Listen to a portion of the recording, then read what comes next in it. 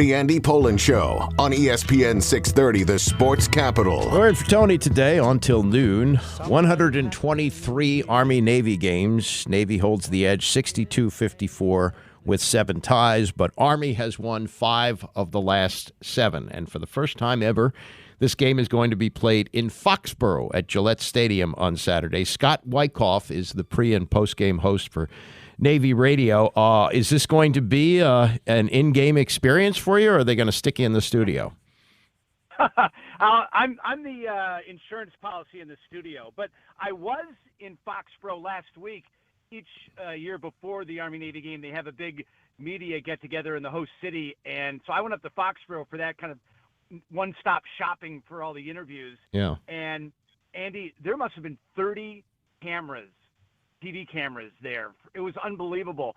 Every station in Boston had both a news crew and a sports crew there, and there were also crews from Providence, which is right near Foxborough, also crews from Worcester, from Springfield, from Hartford, Connecticut.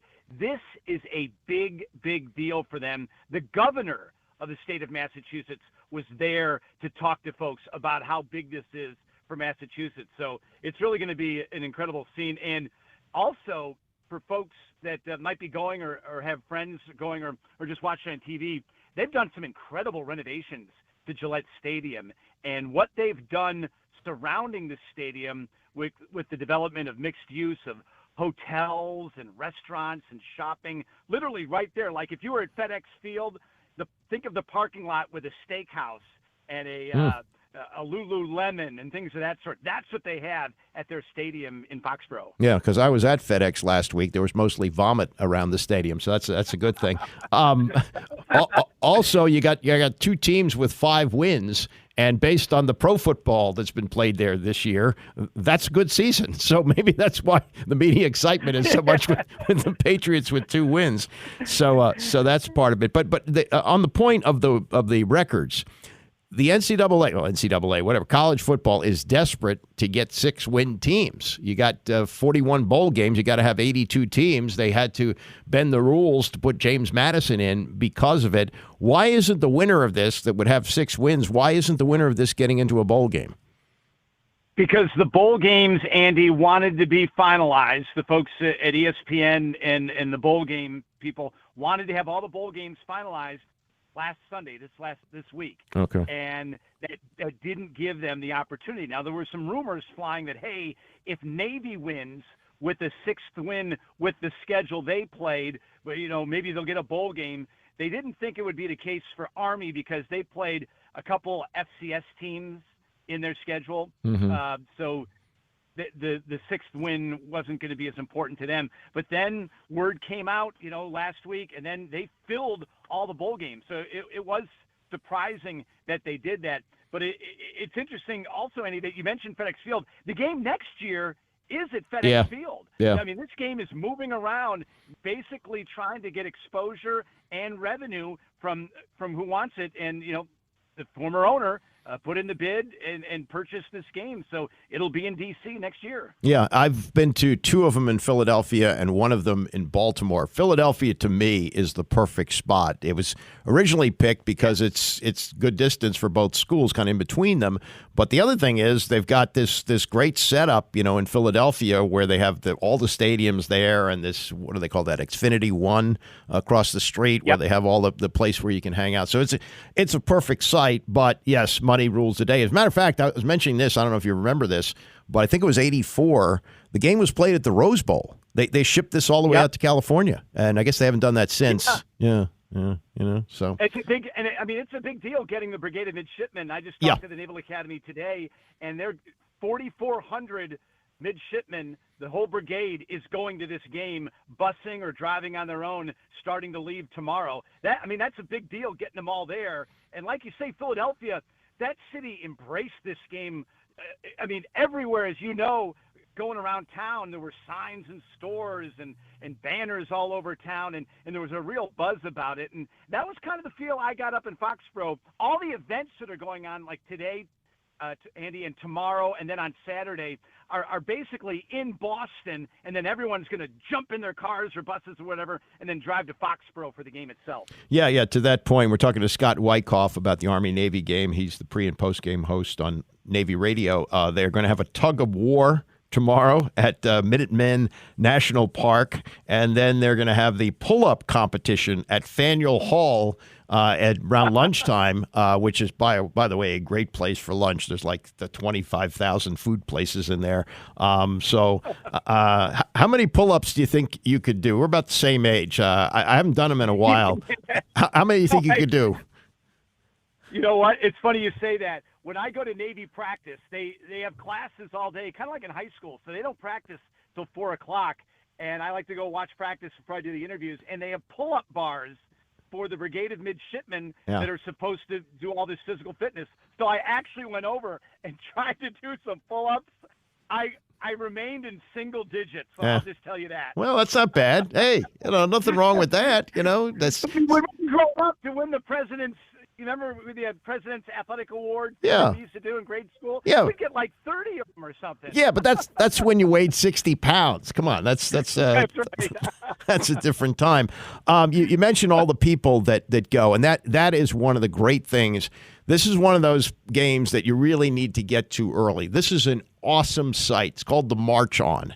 And do you have the number of cadets and midshipmen that do this? Because they fill the whole field when they march on. Yeah. Well, I talked to Naval Academy today, and I asked that, and they said there'll be over 4,000 midshipmen. The entire brigade of midshipmen will be on that field, jam-packed on there in each of their companies. Every Naval Academy student is the member of a company for 4 years, and they will march onto the field in those companies. They will start that march on that you talk about, Andy, at noon. This game doesn't start until like 3:15. Right. I mean, they march onto the field at noon, and then the Corps of Cadets, the long gray line that they call the Army, they then marched in, and they're there in the stands for 3 hours before the game, and the energy level is like they're going to kick it off at any minute. And it's amazing the way that stadium will be filled 3 hours before the game. And then, like you say, the flyover, the Blue Angels will fly over for Navy, and then they have these huge helicopters for Army that come by, and it's unbelievable how big they are and how big the propellers are and how low they fly to the stadium. And then they have these service members that jump out of these planes like miles and miles away and end up coming down in these parachutes and landing right on the emblem at the 50-yard line. It really is incredible. It absolutely is, and the game is part of it, and the game, although it doesn't resemble really modern football because it's mostly running. I mean, these two teams run the ball pretty much more than any other team in the country. In fact, I've got some numbers on this. The Navy ground attack, they averaged close to 200 yards a game, just over 200 yards a game, which is 14th in the country. And Army averaged 208 yards a game, which is 10th most. So they run the ball and they don't throw it very often, and they don't score many points. Army averaging 20 points a game and Navy just over 18. And while it is, what might be considered kind of dull football now, somehow it just kind of works. I watch this game every year, whether I'm there or not, and it's really kind of refreshing to see the game played like it was, back in the 1960s. It really is, and to watch the way the triple option works and the movement and the false starts, and then they move back, and then they run in an opposite direction, and you think you're seeing the ball carrier running up the middle, and then there's a guy going around the end who actually has the ball. But you mentioned it, the over and under for this game, 27.5. Wow. Well, that might be tonight. Patriots and Steelers, they might do the same thing. And that gives you a sense because Army has these long drives. Navy one time this year, Andy, had a 12-minute drive. 12 minutes they took off the clock. So that's why when you watch the game, every play is so important because that one play could decide the game. And you've been to the game seeing like Malcolm Perry, who used to be the Navy quarterback, who He ran for over 300 yards in the game. I mean, he carried the team on his back. So big plays like that. And then, and the stories behind the players, a local guy from Westminster, Maryland, Westminster High School, Jacob Busick, he tore his bicep in the third game of the season. He's coming back to play in this game because it means so much to him as one of the captains. The quarterback for Navy, Xavier Arline, a senior who also is the star of the lacrosse team. I mean, and this, like you say, in the old days, you used to have the athletes that would play maybe football in the SEC and basketball too, or Art Schleister, who was a quarterback at Ohio State and also played on the basketball team. Can you imagine this in this modern day, to have your best athlete not only on your football team, but also on your premier spring team, which at the Navy is lacrosse? It's really incredible. Yeah, and that's, that is a point I was going to get to about the true athlete part of this and where this is going to go. We're in an era right now where athletes can make big money in college, and we're seeing star quarterbacks stay for fifth and sometimes sixth year, depending on their eligibility with COVID and everything, that they get this kind of money. The one thing that Army and Navy have been able to offer for kids who want to play college football is a career.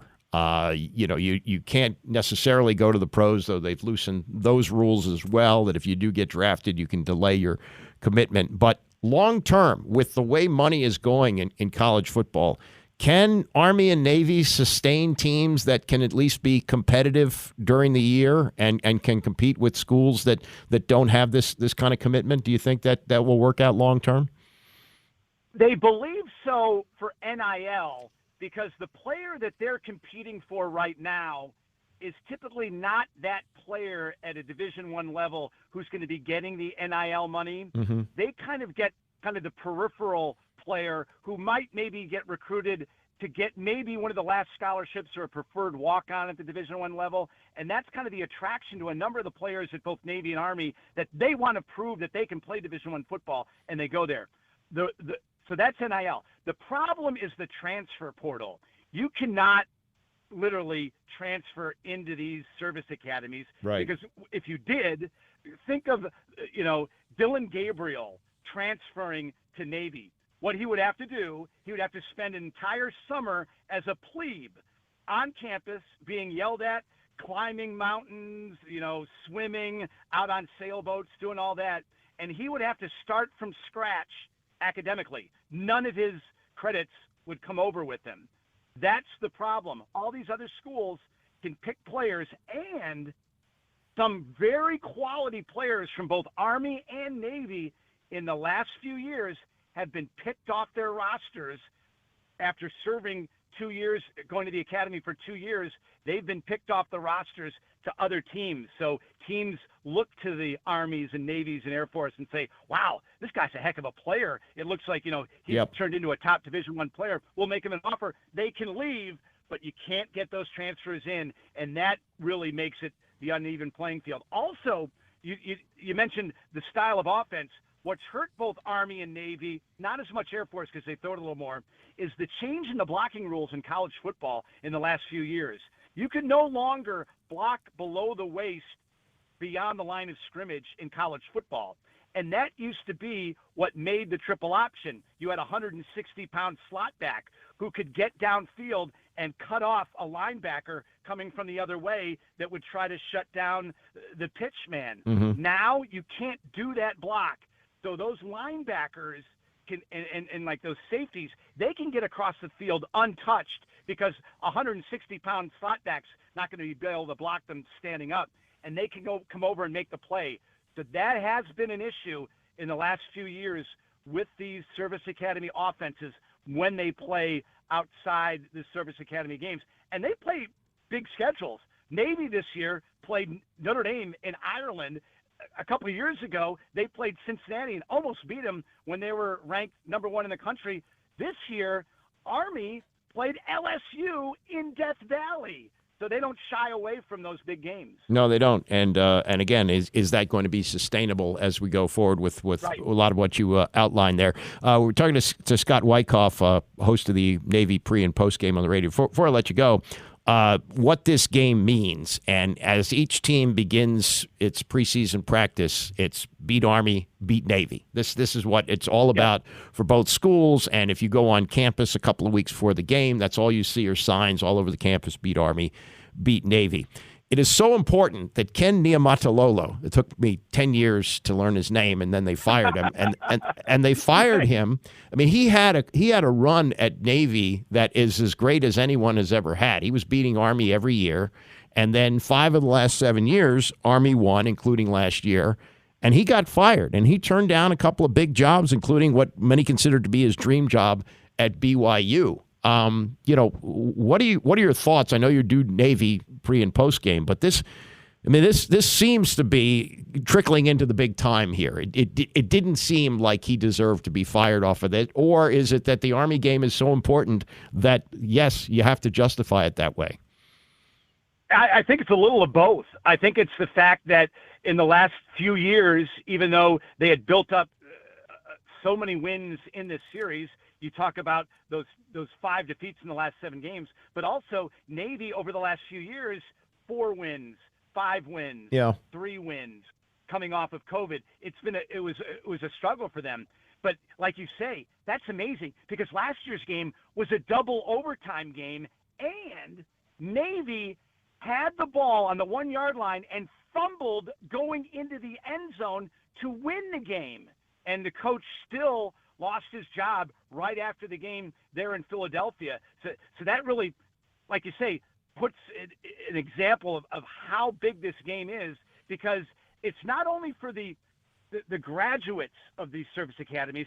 You're talking about anyone who's ever been associated with Army or Navy. And when you talk to the coaches about coaching in this game, they say, well, Alabama and Auburn, that's Alabama and Auburn, and Michigan and Ohio State. That's the state of Ohio and Michigan going at it. This is a game where people in living rooms all across the country have some sort of allegiance, be it themselves serving, a father, a mother, a brother, a sister, an aunt, an uncle, a grandparent, either in the Army, the Navy, the Marine Corps. So that really gives a sense of the importance. But Andy, I was out of practice this week. They actually dress up the scout team at Navy to look like the Army players. They paint their helmets like the Army players. They wear a jersey that looks like the Army players. And, and all season long, each week, they do a little something to get ready for Army. And then during the bye week, they do a little bit more to get ready for them. And that gives you a sense of, like you say, how this game is always in the back of their minds. And another example of it, what rivalry game do you get 2 weeks off before the game? Yeah. 2 weeks to get ready for this game each and every year. But get this, Andy, and I'll let you go. Next year, Army is joining the same conference that Navy's in, the American Athletic Conference. There is a possibility that Army and Navy could play for the American Athletic Conference Championship on the weekend before the Army-Navy game. Was that right? Real? Yes. Oh, you can't have that. That would be stupid. You really? That's what they signed up for. Wow. So if they finish 1-2, which not likely, but it could happen. Right. I mean, look at the chaos that happened in the college football playoff. People said that would never happen. If they finish 1-2 in the American Athletic Conference, they would play on Championship Saturday, which was last weekend. That would be for the American Athletic Conference Championship. Then they would play this weekend in Philadelphia, Baltimore, D.C., wherever, for the Army-Navy game championship. Wow. So that would be crazy. Well, that's a whole nother discussion. We'll have to approach that later on. But good for you. I know you'll enjoy it. I wish you could be there, but you've been to a couple of them, haven't you? You've been to Army-Navy games or no? Yeah. When they're closer, I have been, and like you have been before, that day before when you do Radio Row. Yep. I mean, it's just amazing when Roger Staubach walks by, or one of the great Army players, Heisman Trophy winners, walks by, and then the President of the United States is there. I mean, it is amazing, and like you say, so many people watch this game each and every year just because it's the Army-Navy game. And these are players that, though they are guaranteed a job, that job could put them in harm's way this time next year. They're playing football on Saturday. Next year, they could be defending our nation on a battlefield somewhere. Exactly. Great to talk to you, Scott. Thanks so much. Okay, Jamie. You take it easy. Bye-bye. That's Scott Wykoff. Does a great job with Navy football and got Army-Navy coming up on Saturday in Foxborough.